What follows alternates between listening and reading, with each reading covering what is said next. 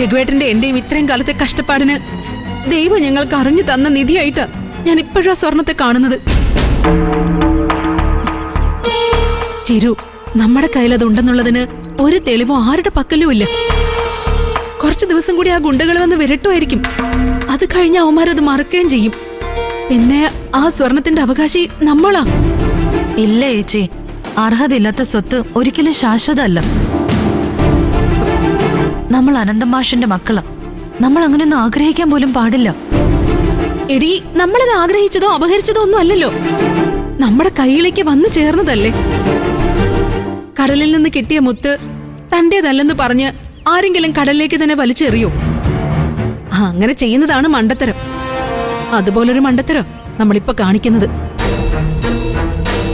ചേച്ചിക്ക് ഇങ്ങനെയൊക്കെ ചിന്തിക്കാൻ പറ്റുന്ന എങ്ങനെയാണെന്ന് എനിക്ക് മനസ്സിലാവുന്നില്ല.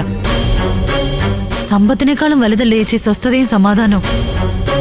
നമുക്ക് മാത്രമല്ല, നാളെ നമ്മുടെ മക്കൾക്ക് ഇവിടെ പേടി കൂടാതെ ജീവിക്കേണ്ടതല്ലേ?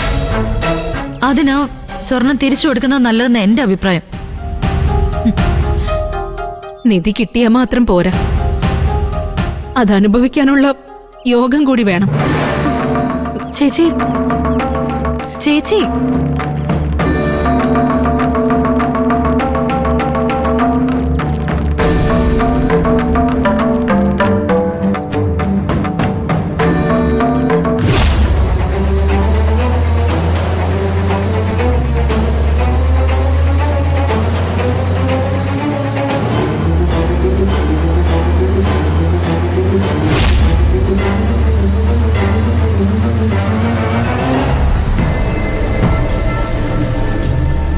സ്വർണ്ണക്കടത്തുകാരുടെ വണ്ടിയാണല്ലോ അത്.